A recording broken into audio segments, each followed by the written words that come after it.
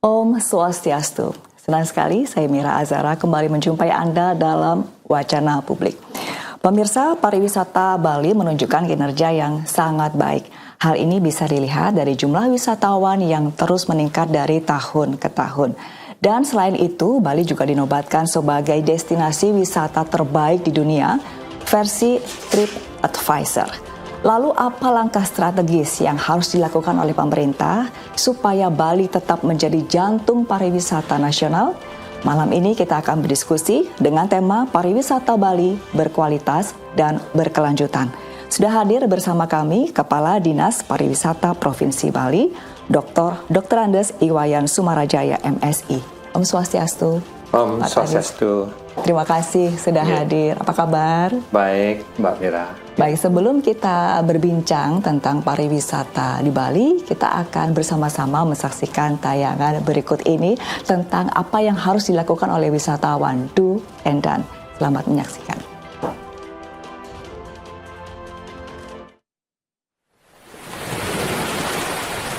Ida mapuah ngajinin, kancan-kan, matingkah sane manut ring ugar-ugar sane kemargiang. Hi, welcome to Bali. Bali is such a gorgeous island. Besides that, Bali is also known as the island of 1,000 temples. That's why there are things we can and can't do as foreigner. Choose a hotel or accommodation that has official legal accommodation permits.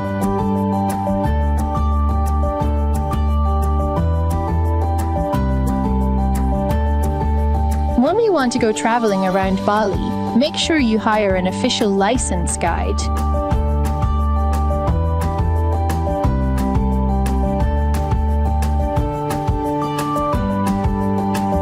To travel on a wise budget, you can use a motorbike, but make sure you rent it from a legal rental place and have an international driving license.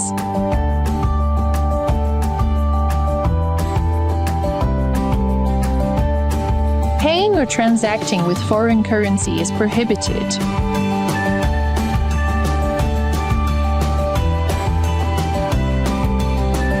Exchange your money in an authorized money changer.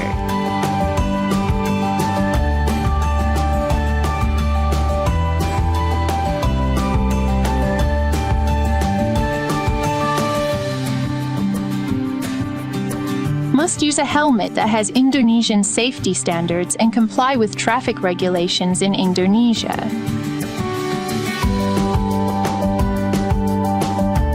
Respect Balinese wisdoms, including traditional ceremonies.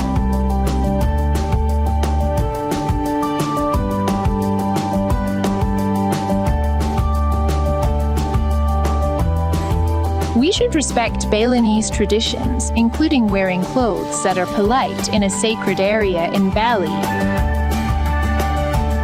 For women who are on their period, it is forbidden to enter sacred areas such as temples and also sacred places as guests.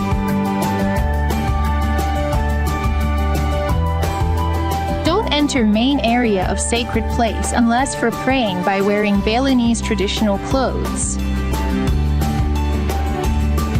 You should not carry out any illegal business activities in Bali, including illegal trading, and also open a business without having an official permit.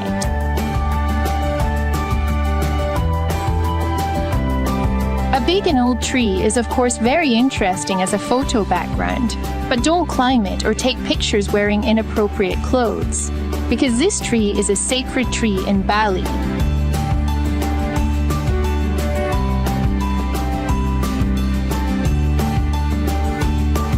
Indonesia already has a legal and practical payment system called KRIS.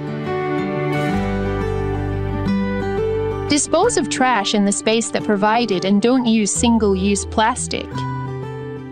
Thank you for taking your time and don't ruin our holiday because of our own indifference to those around us.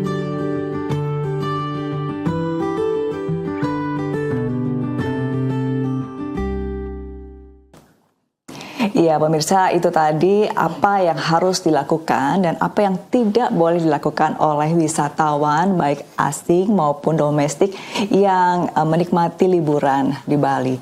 Boleh langsung kita berbincang, Pak Kadis. Tadi kita sama-sama sudah menyaksikan banyak poin yang diedukasi kepada wisatawan. Ini bagaimana ini salah satu cara sepertinya untuk menjadikan pariwisata di Bali ini berkualitas. Betul. Jadi bukan hanya fokus pada kuantitasnya, tapi juga kualitasnya. Kalau tadi saya bisa highlight ada beberapa poin yang harus diperhatikan di sini. Salah satunya kalau berkendara di Bali ini harus menggunakan helm untuk keselamatan pengemudi dan juga sebagai regulasi yang harus dipatuhi oleh wisatawan. Kemudian juga harus respect dengan adanya upacara keagamaan yang digelar di Bali. Kemudian yang ketiga harus menghormati bagaimana menyesuaikan dengan pakaian tradisional Bali bila masuk ke pura begitu ya, Pak Kadis. Kemudian yang juga tidak kalah pentingnya adalah masalah sampah. Jadi harus membuang sampah pada tempatnya sesuai dengan organik, non-organik atau residu begitu ya Pak Kadis. Boleh diceritakan bagaimana sih kondisi pariwisata Bali saat ini? Baik, Om Swastiastu. Om Swastiastu. Ya, selamat malam pemirsa semuanya. Pertama saya mengucapkan terima kasih kami dari Pemprov Bali, khususnya Dinas Pariwisata Provinsi Bali, sudah diundang, diajak untuk berdiskusi dan kami punya kesempatan untuk menyampaikan hal-hal kebijakan pariwisata Bali, khususnya tahun 2026. Ya. Kalau kita melihat perkembangan pariwisata Bali selama ini tentu sangat menjanjikan dan berkembang dengan sangat baik. Ini bisa kita lihat dari kinerja dari tahun 2025 umpamanya, data yang ada menunjukkan bahwa wisatawan asing yang datang ke Bali itu meningkat ya dari tahun 2024 kita mencapai hampir 7 juta wisatawan asing yang bisa hadir ke Bali. Ini salah satu indikator yang membanggakan bagi kita bahwa Bali masih menjadi salah satu tujuan utama di dunia untuk berwisata seperti itu, Mbak. Destinasi wisata prioritas. Betul gitu ya. Di Indonesia. Kemudian peran kita juga di dalam perekonomian, khususnya perekonomian Bali, kita bisa menyumbang pertumbuhan ekonomi hampir 66%, yaitu sektor pariwisata berperan di pertumbuhan ekonomi Bali. Nah, kalau kita juga lihat dari perkembangan pariwisata Indonesia, Bali juga menyumbang hampir 45% lebih lah wisatawan yang datang ke Indonesia itu datang ke Bali seperti itu.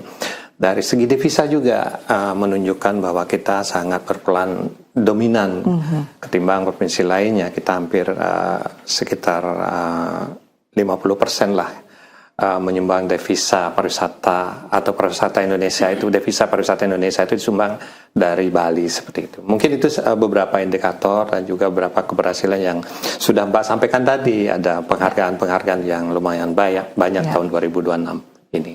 Ya, kami mengucapkan selamat dan tentunya patut diapresiasi kerja keras.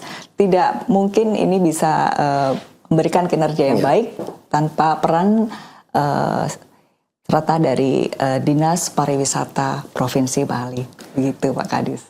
Tentu ini peran bukan dari kami saja, ini semua pihak, pemimpin yang ada di Bali, masyarakat, pelaku usaha, ini semuanya berperan dalam mencapai prestasi yang sudah kita dapatkan selama ini, Mbak. Seperti jadi itu. Ini adalah kerja bersama. Iya, kerja bersama ya. Karena pariwisata ini kan memang multidimensioner ya, istilahnya banyak faktor yang berpengaruh untuk mencapai kemajuan dan juga keberhasilan seperti sekarang ini. Ya. Berbagai segi yang terlibat di dalamnya seperti itu. Di samping kolaborasi yang cukup baik, ini kita juga melihat masih ada sebenarnya permasalahan yang muncul di sektor pariwisata ini. Boleh Anda ceritakan permasalahan apa saja yang harus diselesaikan oleh Provinsi Bali?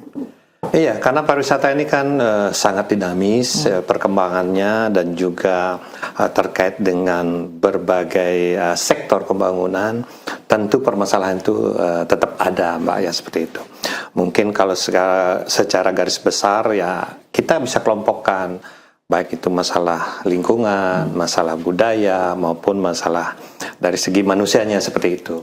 Kalau saya bisa bagi, diantaranya adalah mungkin adanya isu-isu yang sudah berkembang ya, yang sudah sangat viral. Contohnya adalah alih fungsi lahan, pertanian yang produktif ya, menjadi akomodasi dan dibangun untuk sektor-sektor menunjang pariwisata. Kemudian juga masalah kemacetan. Ini kan di beberapa tempat itu terjadi kemacetan, tetapi tidak di semua tempat destinasi ada kemacetan seperti itu. Kemudian juga isu sampah ini masih berkembang ya, dengan namun walaupun sudah ada titik-titik pemecahannya seperti itu, upaya-upaya pemecahannya dengan berbagai komunikasi, kemudian koordinasi dari berbagai pihak, dari pemerintah pusat, pemerintah provinsi maupun kabupaten maupun pihak swasta dan masyarakat, ini sudah ada titik mengarah penyelesaian masalah itu. Ya. Kemudian juga hal lain juga yang menjadi permasalahan tentang beberapa infrastruktur kita yang perlu perbaikan, peningkatan kualitasnya di tempat-tempat tertentu agar mengurangi kemacetan dan sebagainya seperti itu. Kemudian tentu ada juga permasalahan dengan wisatawan, umpamanya ada semacam kenakalan wisatawan asing, ada penodaan terhadap tempat-tempat yang memang kita sucikan, dan juga pelanggaran. Contohnya mungkin Mbak sudah menyebutkan tadi, ada semacam pelanggaran lalu lintas dari wisatawan kita yang itu juga sempat viral kemarin. Nah, ini berbagai permasalahan dan kualitas dari pelayanan pariwisata kita atau tata kelola pariwisata kita yang perlu memang kita ada pembenahan seiring kemajuan ataupun dinamisnya perkembangan sektor pariwisata ini seperti itu. Ya, memang harus ada juga sentuhan digital yang harus kita masukkan di dalam pengelolaan pariwisata ke depan seperti itu. Iya, sudah dijelaskan apa saja permasalahannya. Nanti kita akan sambung di segmen berikutnya. Kita akan kupas solusinya satu persatu. Tapi kita harus jeda dulu. Pemirsa, tetaplah bersama kami di Wacana Publik. TVRI Bali, media pemersatu bangsa.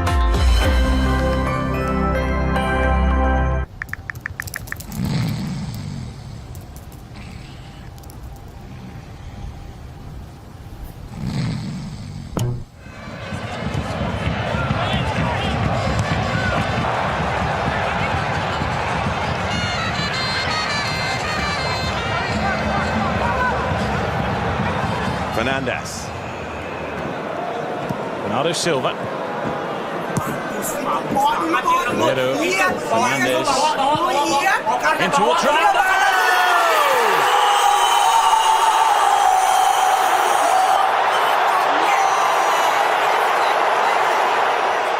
Waiting and hoping that their persistence and possession would pay off. It was just a case of taking the opportunity when it came. Cristiano Ronaldo celebrates. Well, he's claiming it. Whether he gets it or not.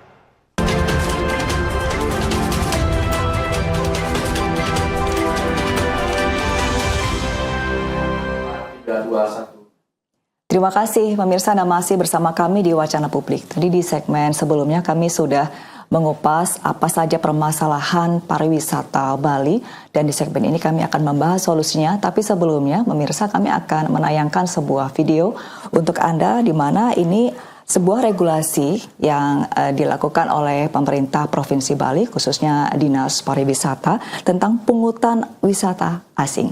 Silakan menyaksikan. Bali is more than just a place. It is home to sacred traditions, unique culture, and natural wonders. The Bali Levy is a contribution from international visitors, officially implemented in 2024. This includes maintaining temples, supporting traditional arts, dances, and ceremonies that attract visitors from all over the world. In short, every traveler's small contribution helps keep Bali beautiful, vibrant, and welcoming. Each foreign tourist entering Bali is required to contribute 150,000 rupiah, which is approximately $10. They are dedicated solely to protecting and sustaining Bali's heritage, environment, and tourism facilities. The payment can be made digitally, either before arrival or after landing in Bali, ensuring a simple, transparent, and convenient process. Since its introduction, the Bali Levy has sparked conversations among travelers and the tourism industry alike. Many support the initiative, recognizing that the cost is minimal compared to the positive impact it can create. For visitors, the levy represents a direct way to give back to the island they enjoy. For local communities, it brings new hope, a shift from focusing only on the number of arrivals to creating a more balanced, quality-driven, and sustainable tourism model. The vision is clear: for Bali to remain a world-class destination that is not only beautiful to see, but also preserved to last.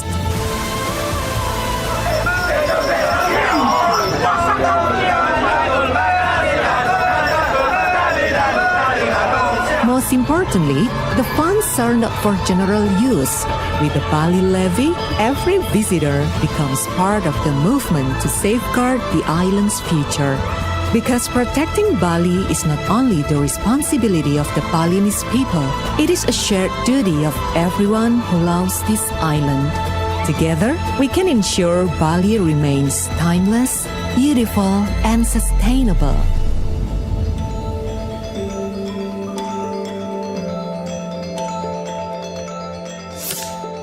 Welcome to Bali, and thank you for being part of its journey.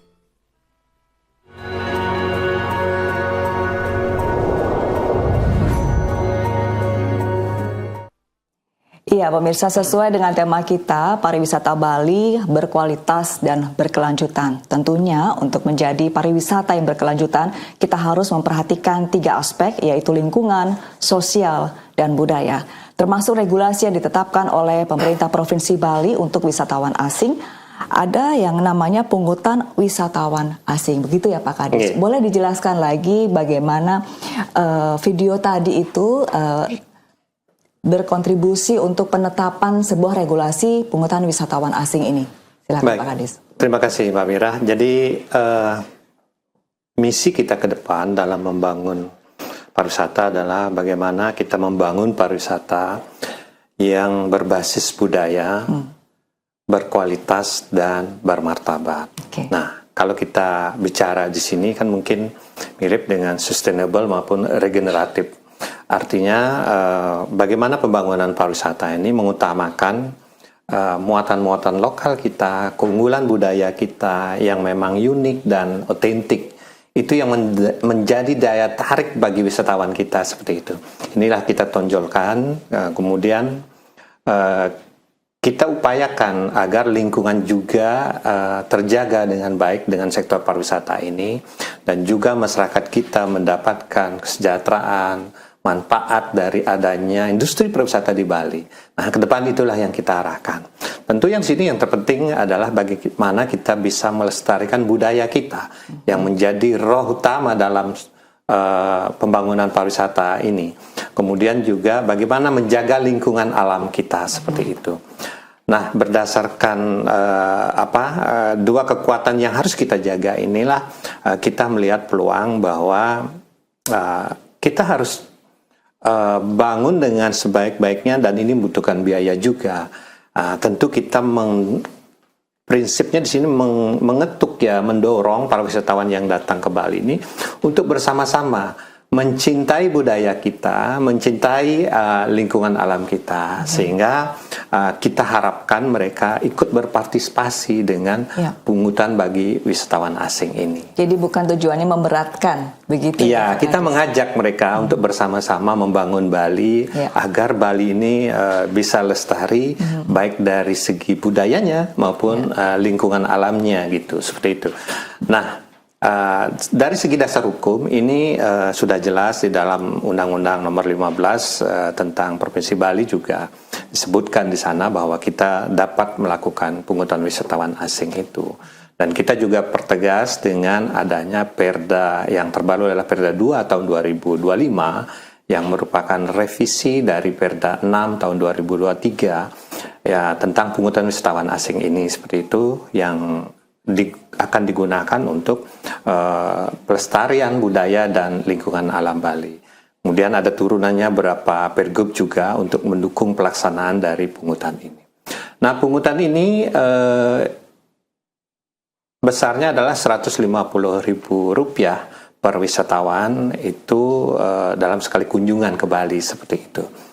Dan kegiatan ini ataupun kebijakan ini betul-betul didukung dengan kemajuan teknologi yang ada. Karena pungutan ini kita lakukan dengan sistem yang kita sebut dengan Lok Bali. Jadi wisatawan itu membayar secara cashless. Tidak lagi cash, kemudian tidak langsung bertemu dengan kita, itu tidak ada, seperti itu. Jadi cashless berarti dilakukan di sistem ya, bahkan dari data yang kita miliki hampir 95% itu pembayaran PWA ini atau pungutan bagi wisatawan asing ini itu sudah dilakukan dari negaranya masing-masing, seperti itu.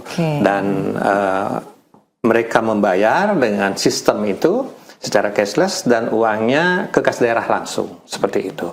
Jadi nanti akan masuk ke PAD kita di kas daerah, seperti itu.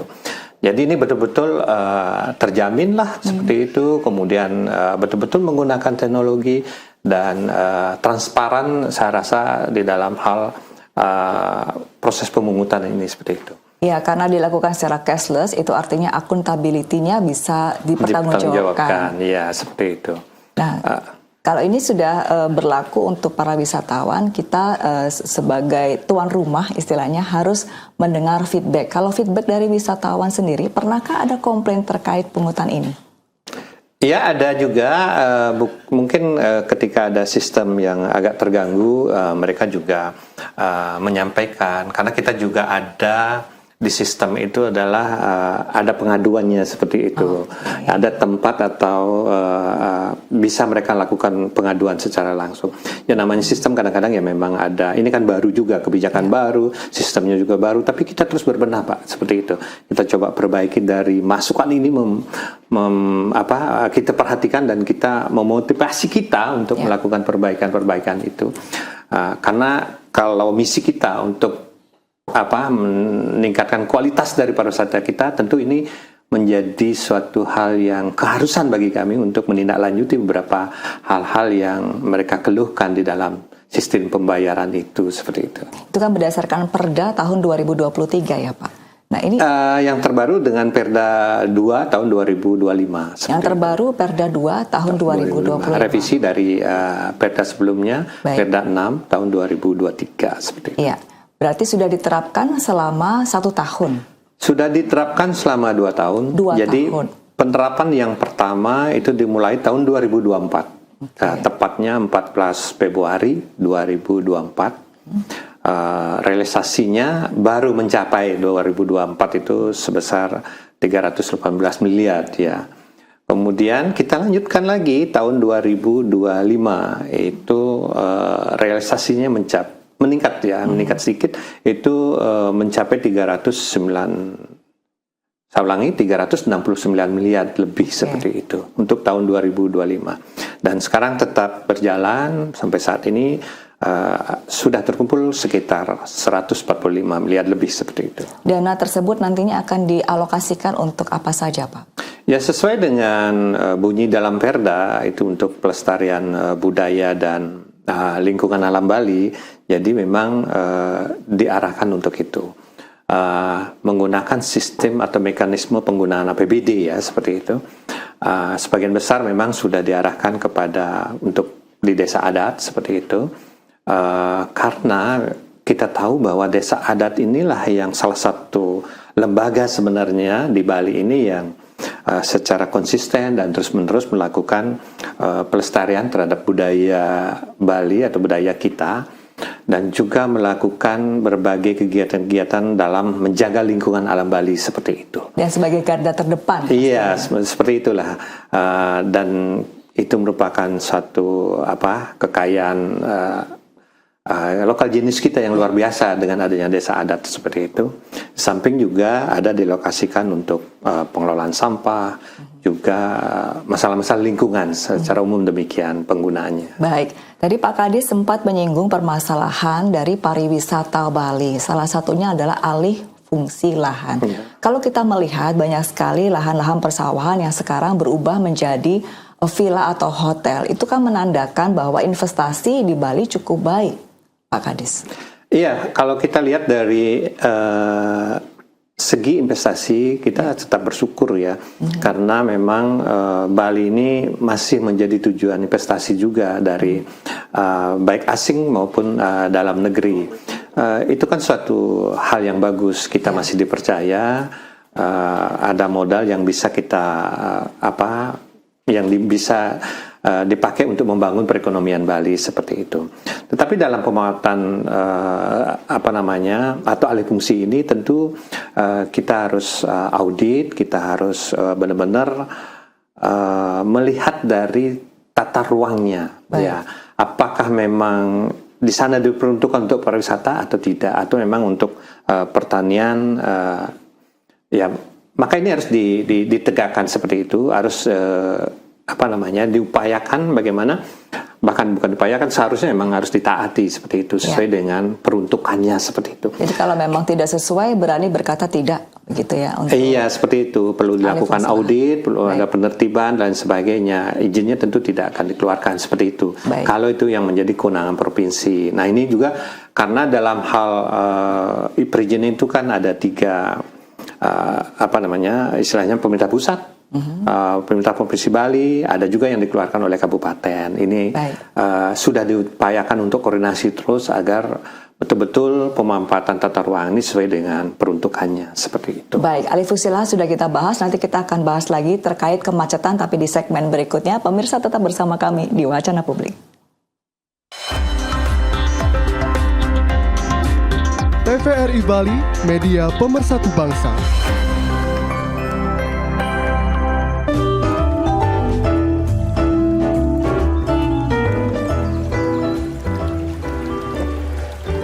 Wah, udah makannya? Iya, udah kenyang. Oh, mau. Hei, tete makanan tertinggi. Serius nih, aku mau dibuang gitu aja. Beras yang jadi nasi ini ditanam berbulan-bulan, dirawat petani, cuma untuk berakhir di tempat sampah. Sayur juga, padahal penting loh untuk kebutuhan serat harian kamu. Apalagi daging, harganya mahal, sumber protein tinggi. Malah mau disia-siain. Udah hilang. Makan aja deh, Yang. Nanti dia ngomel lagi. Iya deh. Atau kamu udah kenyang? Sini, biar aku aja ngabisin. Jangan. Aku tuh masih lapar. Cuma tadi jaim aja.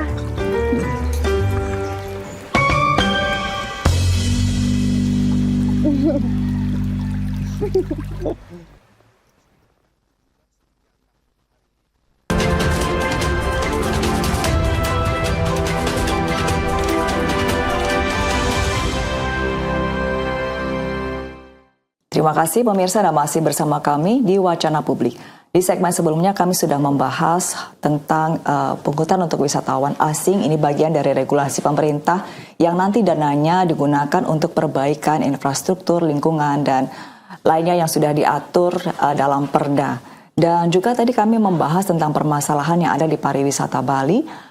Di antaranya adalah alih fungsi lahan, di mana sawah-sawah yang seharusnya ditanami sekarang sudah berubah menjadi villa dan hotel. Dari sisi positif ini menandakan bahwa investasi di Bali cukup baik. Tapi kalau kita melihat dari lingkungan, ini kita harus meninjau lagi apakah memang ini bisa untuk dibangun atau tidak, begitu ya Pak Kadis. Permasalahan yang kedua yang tidak kalah penting adalah masalah kemacetan. Nah, ini bagaimana solusinya supaya wisatawan yang ada di Bali ini tidak merasa tidak nyaman begitu karena macet?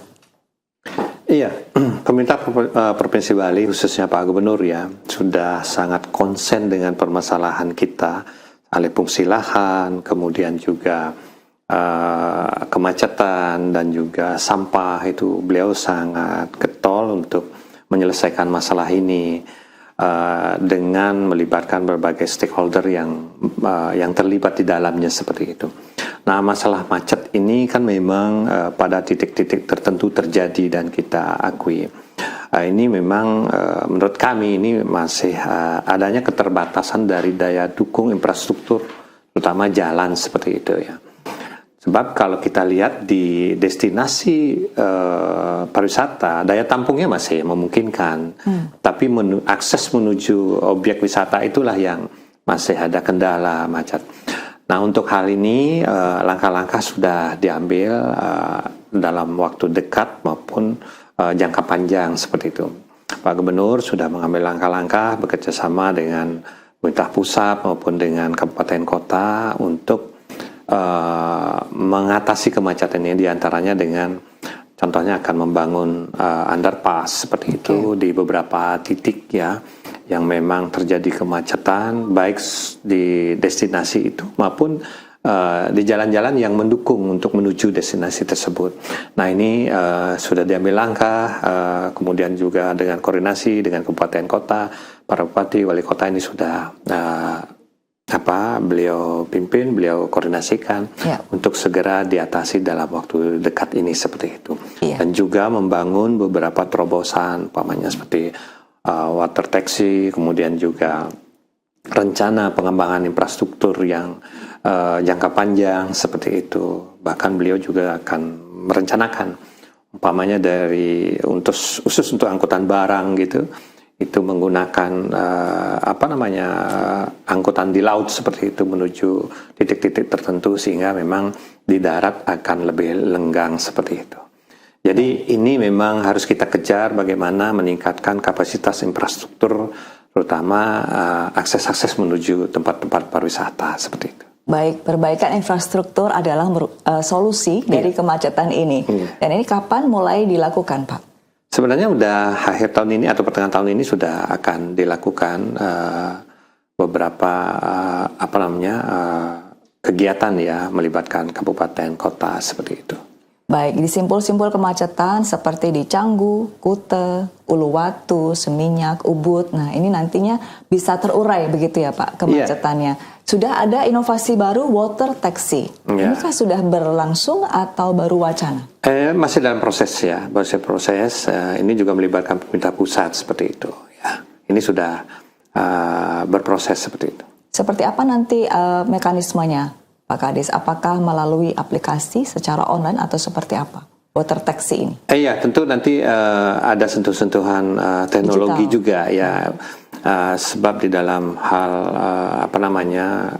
kekinian ini memang informasi ataupun penggunaan dari IT itu memang sangat mendukung, terutama dalam proses kegiatan pariwisata seperti itu.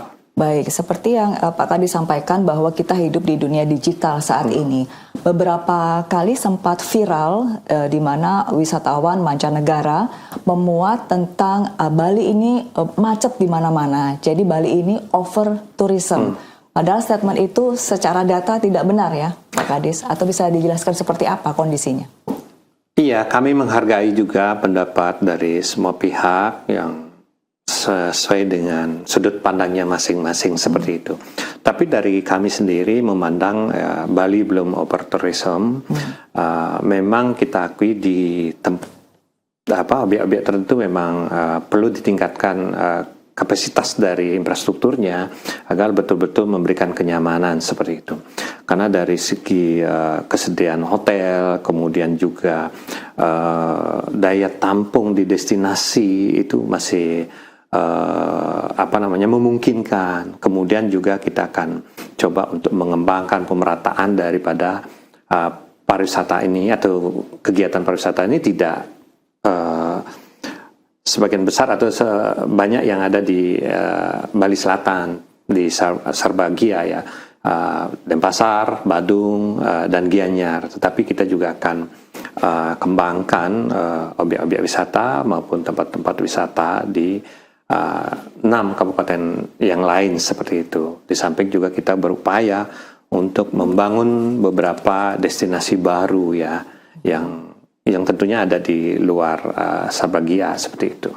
Baik, jadi ini ada wacana untuk pemerataan. Jadi tidak hanya terpusat di tempat-tempat itu saja. Mungkin ini secara strategi juga perlu dilakukan promosi, begitu Pak, dari Dinas Pariwisata. Iya, dari segi kebijakan, kemudian juga koordinasi, promosi, dan tentang hal itu kan sudah sering kita lakukan ya. Bagaimana sekarang Pemprov Bali membangun Turiapada di daerah Bedugul seperti itu. Itu juga salah satu yang destinasi baru yang kita harapkan nanti bisa menjadi salah satu daya tarik juga bagi para wisatawan kita. Dan juga mengembangkan PKB yang ada di Kelungkung, itu juga di luar Sarbagia yang sudah mulai berproses seperti itu. Ini mudah-mudahan juga menjadi daya tarik yang bagus lah bagi wisatawan kita itu. Ya, besok adalah pembukaan PKB, Pesta Kesenian Bali, gitu ya Pak Kadis. Ini juga merupakan salah satu pariwisata yang terus digaungkan oleh pemerintah Provinsi Bali. Nah, ini untuk PKB besok bagaimana ini prediksinya? PKB adalah salah satu event yang memang dari tahun ke tahun menjadi daya tarik yang luar biasa ya bagi industri pariwisata kita. Dan ini sesuai dengan kebijakan kita yang Mbak sampaikan tadi, bahwa kita memang mengejar kualitas tetapi juga terus meningkatkan kuantiti dari jumlah wisatawan yang hadir ke Indonesia atau khususnya ke Bali seperti itu. Oleh karena itu kita selama tahun 2026 ini mencoba terus untuk membuat event-event agar betul-betul Bali ini terus berkembang menjadi destinasi dan punya iklim pariwisata yang bagus seperti itu. Di samping juga event-event yang sudah ada seperti PKB, ini terus kita galakan, juga kita membangun event-event baru yang sesuai dengan pasar yang berkembang di dunia pariwisata, bahkan di dunia. Contohnya ada kegiatan sport tourism, ya trail run seperti itu, fun run seperti itu. Ya ini kan sangat berkembang dan di Bali juga kita galakkan beberapa event mungkin sudah berjalan, bahkan terus akan berjalan sepanjang tahun 2026 ini. Kita memang dukung hal-hal seperti itu ya. Mungkin ada event-event baru seperti mungkin tanggal 21 ini ada di Jatiluhur juga. Kemarin ada di Batur, kemudian ada di tempat yang lain banyak ya. Mungkin nanti ada Maybank juga. Ini terus kita dorong. Itu adalah salah satu kegiatan yang harus kita lakukan seiring dengan kebutuhan pasar seperti itu. Di samping itu juga ada wellness yang berkembang ya, yang mungkin beberapa acara sudah di media bisa kita lihat dilakukan di Bali, pameran dan lain sebagainya. Gastronomi kita juga itu sangat menarik ya bagi dunia luar ya, itu kita juga dorong agar berkembang menjadi daya tarik untuk meningkatkan kualitas maupun magnet bagi Bali, bagi wisatawan asing maupun domestik, Mbak, seperti itu. Baik, inovasi terus dilakukan secara masif oleh Dinas Pariwisata Provinsi Bali. Nah, ini masalahnya edukasi dan sosialisasinya sejauh apa untuk masyarakat Bali bisa turut berkontribusi? Ya, kita selalu mendorong, mensosialisasikan bagaimana masyarakat Bali ini bisa secara aktif ya ikut menggerakkan, juga mendukung kegiatan-kegiatan yang ada, dan itu sudah berjalan sangat baik ya untuk di Bali. Bahkan Pak Gubernur pernah memberikan statement bahwa kita ini di Bali sebagian besar perekonomian kita dipengaruhi oleh sektor pariwisata. Oleh karena itu beliau menghimbau pada setiap kesempatan masyarakat Bali seharusnya memahami, mengerti tentang pariwisata, terutama pariwisata kita, yang pariwisata budaya yang kita memang unggulkan di Bali. Baik itu masyarakat yang langsung terkait dengan pariwisata maupun yang tidak langsung. Jadi kita rohnya di Bali ini gimana kita membangun iklim agar masyarakat ini paham dan mengerti dengan pariwisata ini, sehingga betul-betul semua pihak yang ada di Bali bisa mendukung iklim yang baik bagi perkembangan pariwisata kita di Bali seperti itu. Ini beliau sangat getol dan memang tidak ada henti-hentinya untuk membangun pariwisata Bali seperti itu. Ya, kalau saya melihat ini masyarakat Bali sangat siap sebagai destinasi wisata, terlihat dari bahasa. Masyarakat Bali ini bahasanya ada 3, bahasa Indonesia, bahasa Bali, dan bahasa Inggris gitu ya. Jadi dari sisi bahasa sudah cukup aware gitu. Nah, kalau dari sisi manfaat ekonomi, ini seperti apa sih pariwisata ini bisa berdampak untuk meningkatkan kesejahteraan masyarakat Bali itu sendiri? Iya, salah satu misi kita kan memang tadi saya sebutkan bahwa ada membangun pariwisata yang berbasis budaya, berkualitas dan bermartabat. Nah, bermartabat ini ya sebagian memang wisatawan akan menghargai tradisi kita. Di samping itu juga masyarakat kita juga memperoleh manfaat yang bagus dari adanya industri pariwisata di Bali. Ya, berbagai hal memang satu adanya pengakuan terhadap tradisi-tradisi kita oleh wisatawan asing itu juga manfaat yang bisa dinikmati oleh masyarakat kita. Kemudian juga ada keterlibatan tenaga kerja, menampung tenaga kerja lokal Bali yang semakin banyak seperti itu. Ini juga penting untuk memberikan lapangan pekerjaan bagi masyarakat kita seperti itu. Dalam arti masyarakat Bali, artinya bukan tertentu saja seperti itu.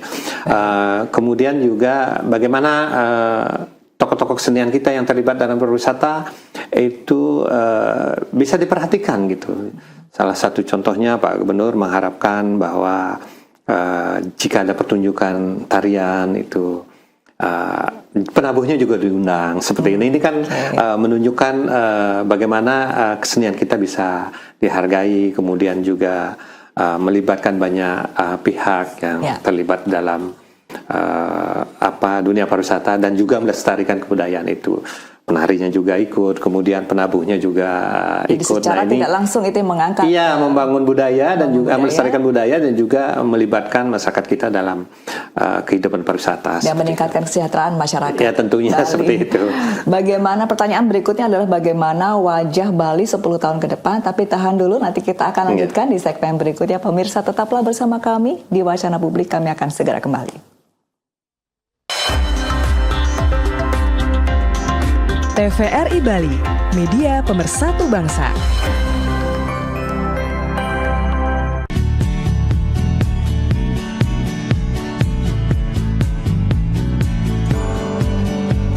Deteksi kanker payudara bisa dilakukan dengan sadari, yaitu pemeriksaan payudara sendiri.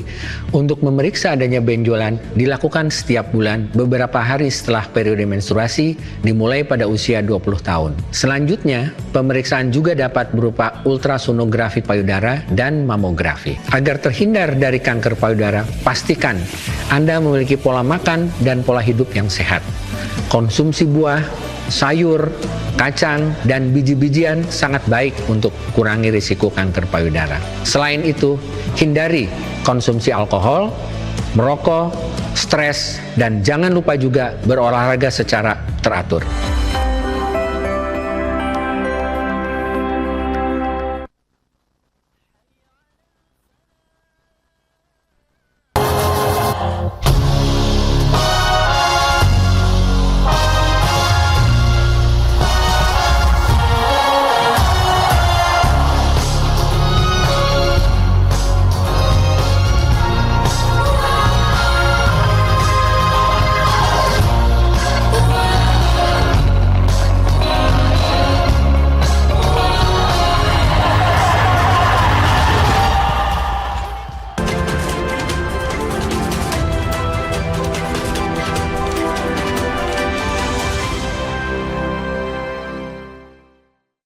Terima kasih pemirsa, Anda masih bersama kami di Wacana Publik. Di segmen sebelumnya kami sudah membahas bahwa pariwisata Bali ini secara tidak langsung bisa memberikan lapangan kerja untuk masyarakat Bali yang bisa meningkatkan kesejahteraan masyarakat Bali.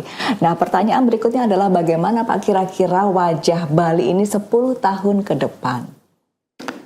Ya, kita berharap ya Bali ini tetap menjadi salah satu destinasi yang terbaik di dunia seperti itu. Tentu harus tetap mempertahankan cirinya, yaitu mempunyai budaya, tradisi yang unik dan orisinil seperti itu. Dan karena selama ini yang tidak bisa ditiru oleh siapapun seperti itu. Ini suatu kekayaan yang luar biasa kita warisi dari pendahulu-pendahulu kita seperti itu. Namun demikian tentu dalam hal pelayanannya lebih baik, lebih maju, hospitality-nya masih berkembang. Kemudian juga dari segi daya dukung, kemudian ada juga modernisasi terkait dengan hal-hal yang perlu dilakukan modernisasi seperti itu. Ya, tentu kita akan membangun 3 hal yang terpenting, bagaimana kita menjaga alamnya, melestarikan budayanya, dan membangun sumber daya manusianya. Ini ketiga hal ini yang harus terus kita kembangkan sesuai dengan perkembangan teknologi yang ada seperti itu. Iya, baik. Jadi ada 3 hal yang harus diperhatikan: lingkungan, kemudian budaya, kemudian sosial atau masyarakatnya atau manusianya seperti atau itu. manusianya. Kalau lingkungan tadi sudah disampaikan Pak Kadis bahwa salah satunya adalah alih fungsi lahan itu ya Pak. Nah, adakah hal lain yang harus diperhatikan oleh masyarakat selain alih fungsi lahan, kemudian sampah, kemudian apa lagi Pak Kadis PR-nya? Iya, sebenarnya banyak yang harus dijaga, dilestarikan. Contohnya Pak Gubernur Bali juga sudah mengeluarkan beberapa ketentuan ya dalam hal pengaturan atau penggunaan atau pelestarian mata air yang penting ya, sungai, danau. Bagaimana kita tetap pelihara itu dengan baik sehingga menjadi daya dukung yang kuat nanti dalam pengembangan pembangunan pariwisata dan pembangunan secara keseluruhan di Bali. Dan itu juga perlu kita lestarikan karena Pak Gubernur misinya kan ada Satkerti, itu juga hutan juga perlu kita lestarikan seperti itu. Berbagai hal juga perlu kita upayakan terus terjaga orisinilnya seperti itu. Jadi sungai dan hutan juga tidak luput dari perhatian pemerintah. Iya, seperti itu. Ya. Supaya tetap dijaga. Di antaranya masih banyak lagi yang banyak lagi. Ya, terutama hal-hal budaya tentu tradisional, tradisi-tradisi yang memang bagus untuk dikembangkan itu tetap kita jaga dengan baik seperti itu. Ya, seperti ogoh-ogoh itu. Bisa jadi seperti itu kan, mungkin yang semacam ada desa budaya atau desa wisata, kemudian pengembangan destinasi-destinasi yang betul-betul memang memperhatikan tradisi dan lingkungan alam kita seperti itu. Baik, kalau kita bicara tentang budaya, ini tentunya tidak lepas dari regenerasi Pak Kadis, karena jangan sampai generasi penerus kita ini tidak aware dan tidak melanjutkan budaya yang sudah bagus di Bali ini. Nah, ini apa yang dilakukan oleh pemerintah untuk menumbuhkan kembali identitas Bali ini tidak pernah luntur? Iya, kita juga banyak melakukan kebijakan-kebijakan terkait dengan bagaimana melestarikan budaya kita terhadap generasi muda kita seperti itu. Baik itu dalam hal kesenian dan yang lain sebagainya. Tadi saya sudah sampaikan bahwa desa adat ini memegang peranan penting di dalam regenerasi ini. Pemerintah juga dengan beberapa edukasi, membangun sekolah yang terkait dengan budaya kita, kemudian juga yang memperhatikan tradisi kita, ada kurikulum-kurikulum yang memang berhubungan dengan pelestarian budaya kita. Juga melakukan event-event, nah seperti PKB ini yang terlibat banyak dan pemerintah sangat jeli meletakkan ini saat liburan, Mbak, seperti liburan sekolah.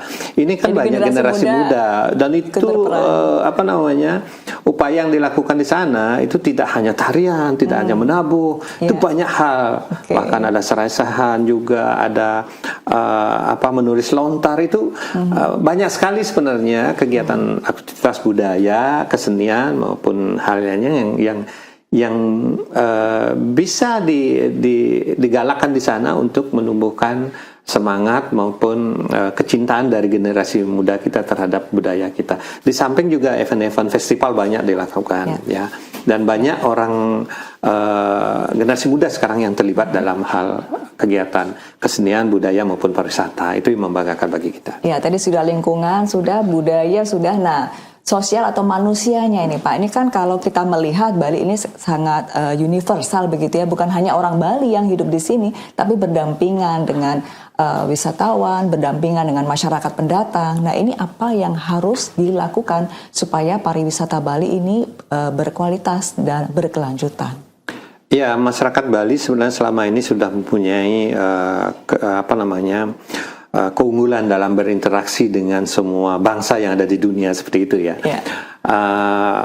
Dan saya rasa lokal genius kita ini perlu kita tanamkan lagi, seperti halnya menyamu Braya, ya Seguluk Sebayan Take dan sebagainya, itu Tatwamasi. Ini satu hal karma pala. Nah, itu juga yang menurut kami itu masih relevan dan terus harus kita galakan, karena ini merupakan lokal genius yang betul-betul membuat hospitality dan lain sebagainya dari pribadi kita semakin terbentuk dan semakin dikagumi oleh masyarakat luar seperti itu. Ini kita kembangkan, walaupun di tengah himpitan modernisasi, kita harus tetap membangun seperti konsep-konsep lokal genius seperti Menyamu Braya, Karma Pala dan lain sebagainya seperti itu, Mbak. Dari pandangan saya seperti itu. Baik, hospitality yang terus ditingkatkan. Itu akan otomatis nanti akan melahirkan hospitality, kemudian keterbukaan dengan semua etnis ataupun bangsa yang ada, kemudian juga hubungan personal di antara kita juga akan semakin bagus seperti itu. Baik, terakhir Pak Kadi silakan berikan closing statement dan juga pesan untuk wisatawan Bali. Iya, pariwisata Bali sudah terbukti merupakan sektor yang paling berperan dalam kehidupan kita atau sektor ekonomi kita. Mari kita bersama, saya mengajak dari semua pihak untuk bersama-sama menjaga, membangun dan melestarikan apapun yang terkait dengan pariwisata, budaya, kesenian dan lain sebagainya, sehingga pariwisata kita akan tetap ajak, sustainable, kemudian bisa bersaing secara global dan tetap menjadi salah satu daya tarik utama di dunia seperti itu. Baik, terima kasih Pak Kadis atas insight yang diberikan dalam Wacana Publik. Dan pemirsa, terima kasih atas kebersamaan Anda. Mari kita bersama-sama bergerak untuk menjaga pariwisata Bali sehingga berkualitas dan berkelanjutan. Saya Mira Azara pamit undur diri. Om Santi Santi Om Santi. Santi Santi Santi Om. Terima kasih.